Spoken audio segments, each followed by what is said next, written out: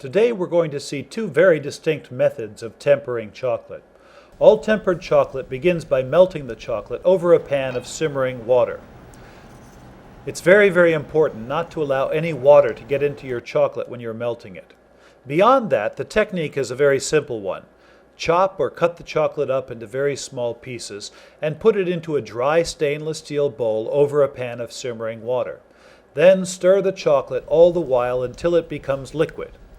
To be sure the chocolate is completely melted, it should be liquid and should arrive at a temperature of about 110 degrees Fahrenheit. Remove the bowl from the double boiler and dry the bottom so that there's no water to drip into your chocolate. For the tabling method of tempering, pour 2/3 of the melted chocolate onto a marble or granite slab, and then, using a putty knife, manipulate the chocolate and spread it very thin. By moving the chocolate, you keep all the components of the cocoa butter mixed. By spreading it thin, it has the chance to cool quickly. As it cools, it becomes more viscous. This is due to various components of the cocoa butter beginning to crystallize at lower temperatures.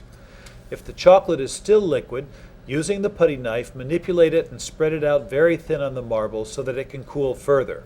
Little by little, the chocolate gets firmer and firmer and takes on a very distinctive gloss. This chocolate's at about 80 degrees. As you gather it up, you'll see it's very viscous and begins to hold its shape on the table. This chocolate is tempered, meaning that the components of crystallized cocoa butter allow the remainder of the melted cocoa butter to set very quickly. This chocolate is a little too thick for us to work with. Take the tempered chocolate and mix it with the melted chocolate remaining in the bowl. Put it over the double boiler and heat it to a temperature of between 87 and 91 degrees. Above 91 degrees, the chocolate will lose its temper. Below 87 degrees, it will be too thick to work with.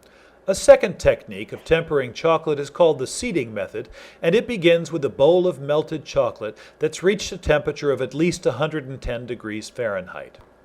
We're going to seed this chocolate with a second piece of chocolate that we know to be in temper already, like this Ghirardelli premium chocolate bar. You can hear the snap as the chocolate is broken into pieces. That snap is indicative of tempered chocolate, as is the shine on the outside.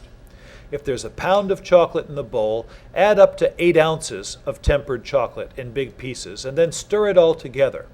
Little by little, the tempered chocolate brings down the temperature of the melted chocolate, all the while seeding it with crystallized cocoa butter. To test to see that the chocolate is in temper, dip in a palette knife. At room temperature, this chocolate should set within a minute and dry to a glossy sheen with no gray bloom.